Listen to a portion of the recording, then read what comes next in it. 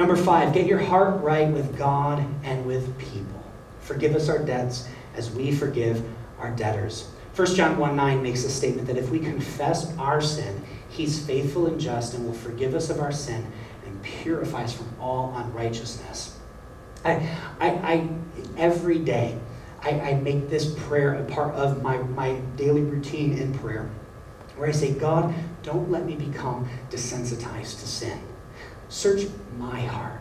Orient me in such a way to where in my frustration or my fretting or my anger or my worry, anxiety about others and what others have done and all of this kind of stuff, God, search my heart and keep my heart pure. Release forgiveness on others in your times of prayer. In fact, I would recommend going a step further and just kind of, instead of releasing that in a sort of arrears fashion, where after they've done the deed or they've hurt you, you forgive them.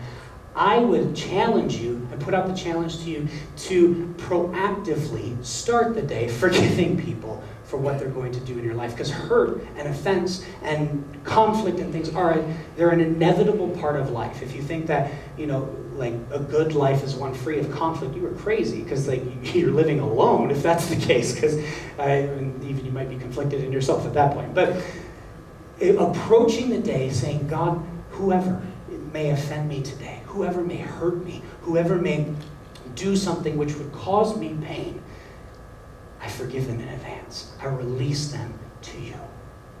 I tell you what, if you walk in that kind of way, free of bitterness, free of pain, free of that offensive, so easily offended attitude that as Americans we have just bathed ourselves in over the last 10 years or so, if we live free of that, others will take note. Others will take note. You can always spot that person that doesn't get bogged down in the mire of drama. You know what I mean? And on the converse side of that, to contrast that, you can always spot that person that's like always at the center of drama. You know what I mean?